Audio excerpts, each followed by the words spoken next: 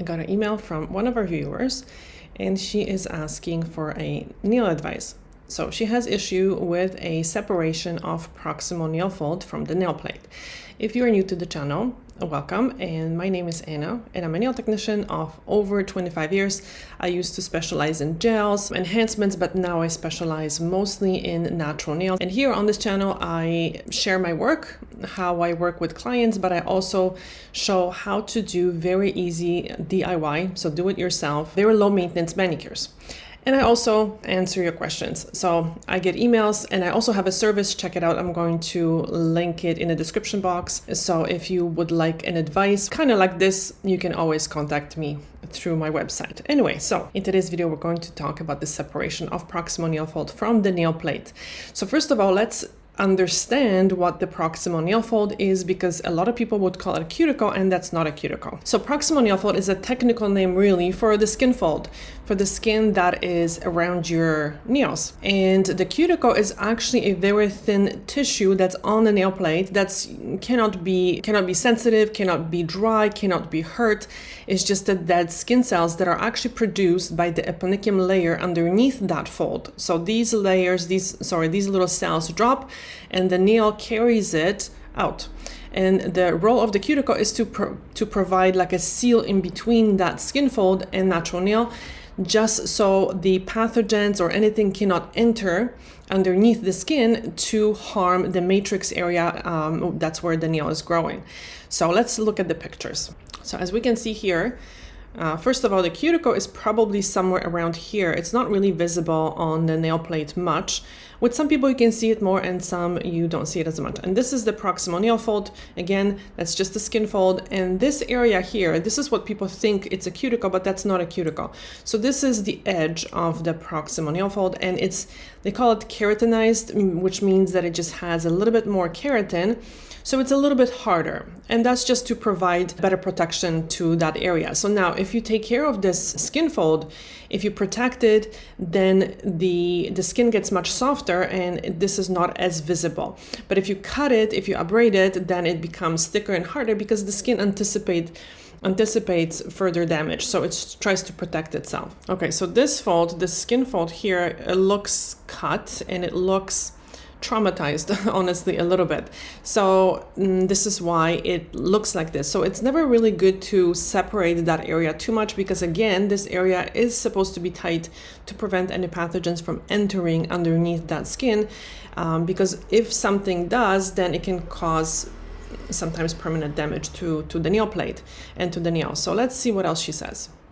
Okay, so she says, as a child, I sucked my left index finger instead of my thumb. It has kind of shrunken effect when compared to the index finger on my right hand. Okay, so this is very normal for the nails to look different from one hand compared to the other. That's not necessarily anything very abnormal. I have short nail beds in general, but this one is so short that I eventually grew frustrated and pushed it back harshly to the point where there was a gap between the proximal nail fold and the nail plate and the thick ridge around the nail fold. And she says, I have been applying oil daily, which seems to help the fold reattach to the nail plate, but I'm wondering if there's anything more I can do and if I ever be able to push back the nail fold in a healthy way. Okay, so I'll be 100% honest with you. Oil is part of the equation, and it definitely helps, but once a day, it's not going to make any difference considering how often we wash our hands, because it's almost like how often, if you have processed hair, if you are getting your hair colored, how often do you apply conditioner on your hair? Usually after each hair wash, right? Because if the conditioner is not on your hair, it's not going to help. So if you use it only, let's say, once every 10 times you wash your hair, it's not really going to make a big difference. And it's the same thing with, well, similar thing with the hands. So oil is actually a conditioner, and if it's not on the skin, it's not going to really help. So I recommend applying the oil after each hand wash, just one drop on your hand. I do it this way, put it on my hand, just rub it into the nails just like this, and you can actually wipe your hands off because the amount of oil that you need on your skin is very, very tiny. You can do the same thing even with Vaseline, smallest amount, just anything to protect the skin. Like I said, oil is part of the equation. Another thing that I really do recommend for skin health, and especially any type of calloused skin or hard skin is the Carousel, which I know it's a foot treatment, it's an ointment, but you can, and I have a lot of viewers with a lot of very good results from using Carousel once a day, tiny dab at night, because then it will stay on your skin. And it takes, usually for the skin, it takes a long time to really see progress, because if you have damaged skin barrier or impaired skin barrier, it takes sometimes up to 3 to 4 months for the skin to work in a more healthy manner, and a lot of care and consistency, really. So 1 and 2 weeks is not going to make a big difference. And also what is important is to be very gentle, even very consistent with your care. So don't push anything, don't force anything, it just takes time. So what I would recommend is the Carousel once a day for sure, and then using the oil after each hand wash. So what I would recommend is to shorten these nails a little bit, following the shape of the nail bed. This is the strongest shape. So here's what I would do, just a little bit shorter until the nail grows out healthy. Again, there's nothing really wrong with these ones, but this one looks a little bit, you see how it sometimes curls up when the nail is damaged. Sometimes, yes, if there is a lot of trauma, like a past trauma to this area, that nail might be a little bit different, but I really don't think that there is anything necessarily wrong with it. The skin should correct itself when you are very gentle with it. The area looks a little bit, like I said, traumatized, so just leave it.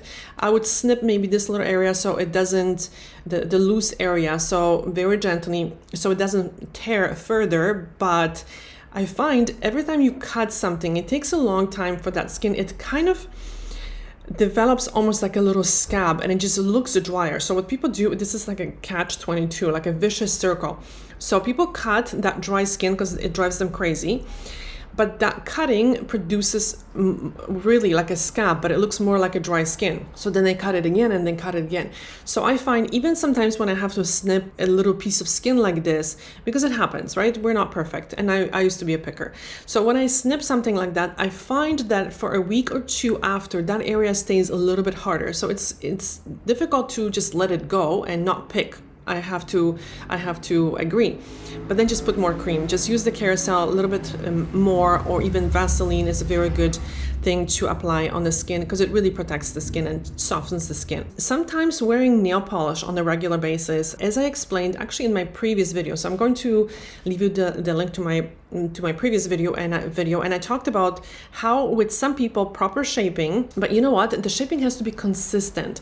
I really do recommend consistent shaping, because if you shape your nails even properly and then just let it go for a month, you don't have such good results. So if you want to just make the nails a little bit more narrow, you have to, well, the best results usually can be achieved if you do that gentle shaping once a week. So you can take in that nail a little bit. Again, don't dig into the skin here, but just you can gently start guiding this nail over here, and just like this here. And then wearing nail polish, somehow, I don't know why, even clear nail polish, but like maybe 2 to 3 coats of clear nail polish, somehow the nails usually become a little bit less flat. And I don't know why this happens, but it does happen, that the nail bed extends. There are pros and there are cons to constant nail polish use for sure, because nail polish constantly applied on the nails can damage the surface of the nail. And I know people say that the nail polish is protecting the nails. I really don't think so. If the nail is severely damaged, then yes, it creates extra layers, but it doesn't really protect, it doesn't make the nail any better. It usually makes the nail actually worse when it's worn extensively. But in this case, if you really want to extend that nail bed, I think that nail bed look has quite a lot of room to kind of reattach here, so don't dig too far over here. So I think that's going to improve the nails. And she has another question. So she has a question about this nail and asking me if that nail is clubbed, right thumb clubbed nail, injured, smashed as a child. You know what, I don't think so. Clubbed nails are linked to, I think, lung disease, and my role here is to help your nails from a cosmetic perspective. So I really very rarely comment on any medical issues or nutritional deficiency and things like that, because my area of expertise is how to help people with cosmetics and cosmetic treatments to improve their nails and the skin around their nails, right?